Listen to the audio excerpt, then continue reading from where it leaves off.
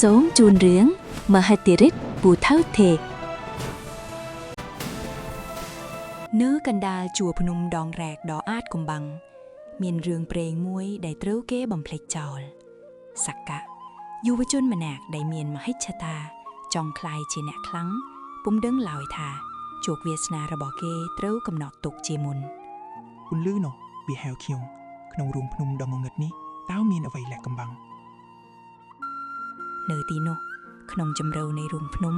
ពូថៅទេពដែលបាត់បង់រាប់ពាន់ឆ្នាំកំពុងរងចាំម្ចាស់ពិតប្រាកដរបស់វាការភ្ញាក់ដឹងខ្លួននិងការសាក់លបងប៉ុន្តែអាវុធទេពតែងមានអ្នកចាំយាមបិសាចភ្នំដ៏កំណាចបានភ្ញាក់ឡើងដើម្បីរារាំងមនុស្សល្ងងខ្លាំងគង់ប៉ះពាល់វត្ថុពិសិដ្ឋស្លាប់ទៅខ្ញុំមិនថយក្រោយឡើយបើនេះជាវាសនាខ្ញុំចូលភ្ញាក់ឡើងខណៈដៃសក្កៈបះនឹងដងពូថៅធម្មផលមន្តអាគមអង្គរបានផ្ទុះឡើងនេះមិនមែនគ្រាន់តែជាអាវុធតែវាគឺជាព្រលឹងនៃញ៉ៃចម្បាំងបេះដូងសក្កៈលោតញាប់ញ័រមិនមែនដោយសារភាពភ័យខ្លាចតែដោយសារកម្លាំងទាញនៃព្រំលិខិតពូថៅទេពអើយប្រសិនបើខ្ញុំជាម្ចាស់ពិតរបស់ឯងសូមថ្វាយកម្លាំងមហិមាឲ្យខ្ញុំផងតើអ្នកជាអ្នកណាបើអ្នកជាអ្នកចាំយាមចូលដឹងថាខ្ញុំមកទីនេះតាមបញ្ជាវាសនាវាសនាឬមានតែអ្នកខ្លាំងពិតប្រាកដទេទើបអាចគ្រប់គ្រងអំណាចទេពនេះបានបើអញ្ចឹងចូលមកសាកល្បងចុះខ្ញុំនឹងមិនថយក្រោយសូម្បីតែមួយជំហានបិសាចបានប្រវត្តិមុនមកលើសក្កៈតែមិនអាចធ្វើអ្វីសក្កៈបានព្រោះសក្កៈបានយកពូថៅទៀបរងសក្កៈនិយាយស្លាប់ទៅអាពងគិត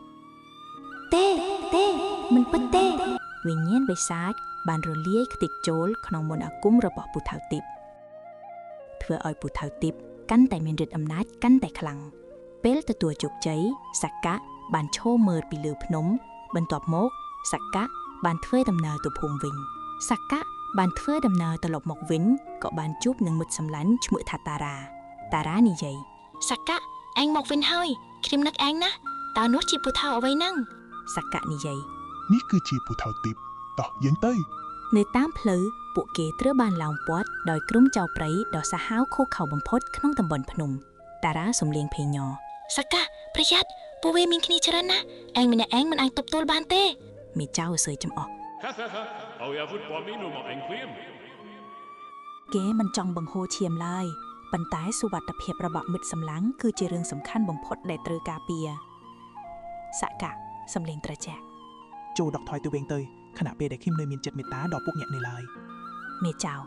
ក្មេងម្នាក់ចង់ប្រដៅចៅព្រៃឬពួកយើងចាប់ពីអីបានសម្រាប់ពេលចៅទៅតារាសក្កៈរត់ទៅកុំខ្វល់ពីខ្ញុំអីអញត្រូវតែយកពូថៅនេះទៅឲ្យដល់រាជធានីឲ្យខាងតែបានសក្កៈ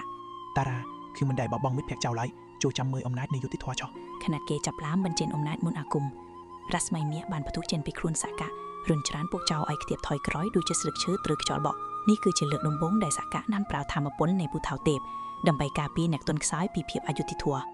ពួកគេទាំងពីរបានធ្វើដំណើរមកដល់ស្រុកមួយដែលនៅជិតរាជធានីក៏បានចូលទៅជម្រាបសួរលោកតានិងលោកយាយកំពុងអង្គុយតាំងសមាធិនៅក្រៅដើមឈើស្រាប់តែពេលនោះពួកគេបានឃើញទិដ្ឋភាពដ៏គួរឲ្យរន្ធត់ខណៈដែលវិញ្ញាណបិសាចរបស់នរោកាកំពុងឡោមព័ទ្ធលោកតានិងលោកយាយលោកតាសំឡេងខ្សោយតែរឹងមាំចូលថយចេញទៅពួកវិញ្ញាណចង្រៃ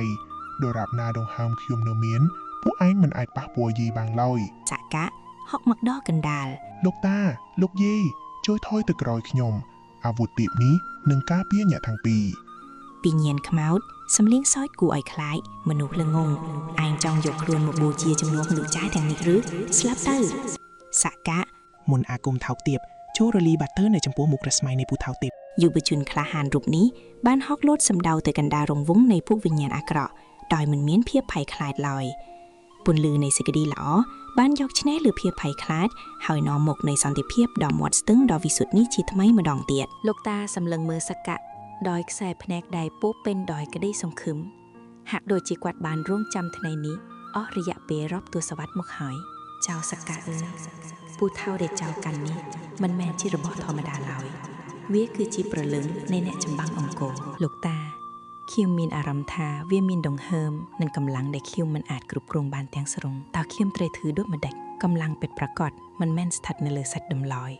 តែស្ថិតនៅលើបេះដូងដែលចង់ការពាររាជនិងទឹកដីដោយស្មោះត្រង់ខ្ញុំឃើញផ្ទះសម្បែងឃើញវាលស្រែនិងឃើញប្រជារាស្ត្រដែលកំពុងរកចង់ភាពភ័យខ្លាចខ្ញុំចង់ជួយពួកគេ